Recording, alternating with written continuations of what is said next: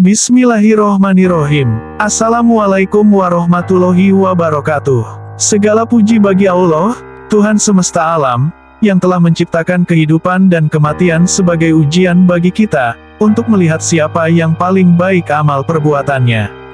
Sholawat dan salam senantiasa tercurah kepada Nabi Muhammad SAW, manusia pilihan yang memberikan petunjuk kepada kita semua. Saudara-saudaraku, kita seringkali disibukkan oleh urusan dunia yang fana. Namun, ada satu momen yang pasti, yang tak seorang pun dapat menghindarinya, yaitu hari kiamat. Pada hari itu, kita semua akan dibangkitkan dari kubur, dan akan datang saat di mana kita semua dihadapkan pada pengadilan Allah. Inilah hari yang penuh ketegangan, hari yang sangat panjang, hari di mana setiap perbuatan, sekecil apapun, akan dihitung.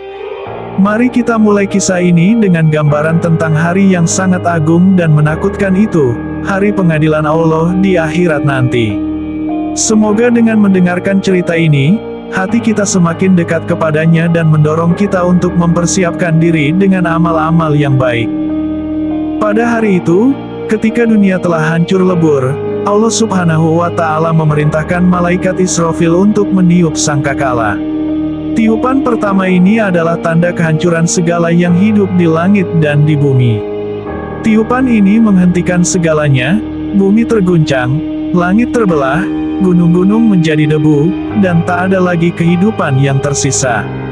Namun, saat sangkakala ditiup untuk kedua kalinya, semua makhluk yang pernah hidup akan dibangkitkan dari kuburnya. Mereka bangkit dalam keadaan terheran-heran, penuh kebingungan dan ketakutan.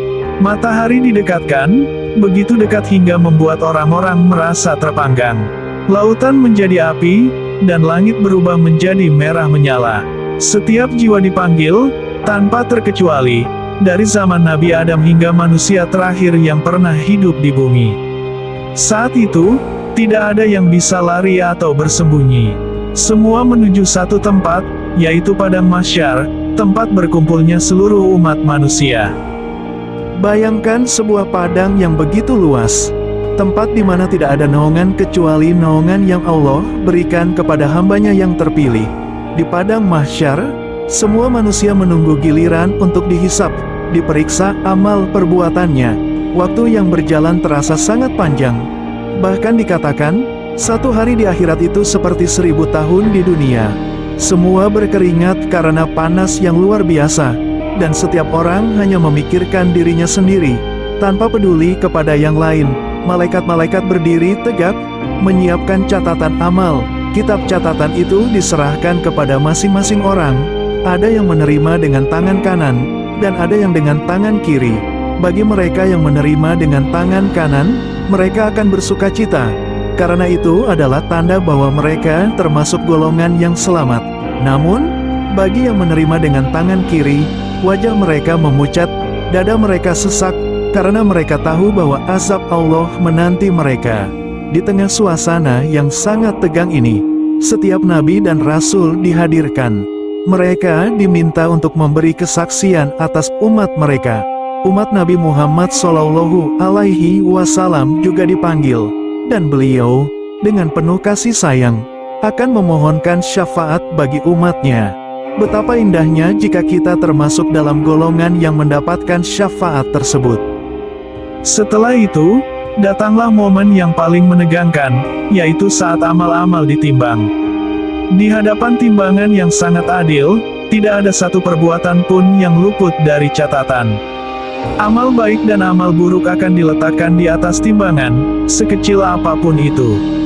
Allah Subhanahu wa Ta'ala berfirman dalam Al-Quran, barang siapa yang melakukan kebaikan seberat biji zarah, niscaya dia akan melihat balasannya. Dan barang siapa yang melakukan keburukan seberat biji zarah, niscaya dia akan melihat balasannya juga. Surat Az-Zalzalah, ayat 7-8. Banyak yang terkejut ketika melihat catatan amal mereka.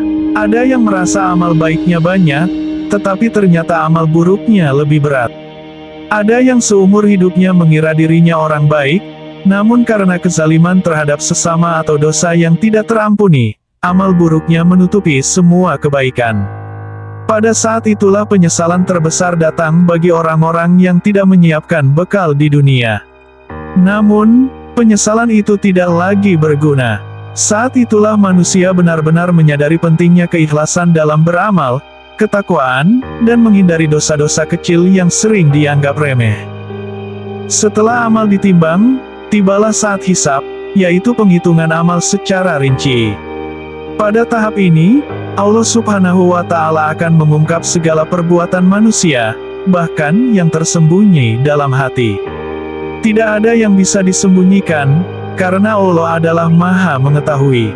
Orang-orang akan dimintai pertanggungjawaban atas setiap ucapan, tindakan, harta, dan waktu yang mereka gunakan di dunia. Bagi orang-orang yang beriman, mereka akan menghadapi penghisaban yang mudah, dengan rahmat Allah. Namun, bagi yang ingkar, hisab mereka penuh kesulitan, penuh penyesalan. Nabi Muhammad SAW telah bersabda bahwa pada hari itu, hanya orang-orang yang tulus beriman dan mengesahkan Allah lah yang akan mendapatkan syafaatnya. Betapa beruntungnya orang-orang yang mendapatkan syafaat dari Nabi Muhammad SAW, yang telah dijanjikan oleh Allah Subhanahu wa Ta'ala. Syafaat itu adalah rahmat yang akan meringankan beban mereka di hari yang penuh ketegangan ini. Setelah hisab selesai, setiap orang akan diantarkan kepada balasan yang sesuai dengan amalnya. Bagi orang-orang yang berhasil melewati timbangan amal dengan kebaikan yang lebih berat, pintu surga terbuka untuk mereka. Surga adalah tempat yang penuh dengan kenikmatan yang belum pernah dilihat oleh mata, belum pernah didengar oleh telinga, dan belum pernah terlintas dalam hati manusia.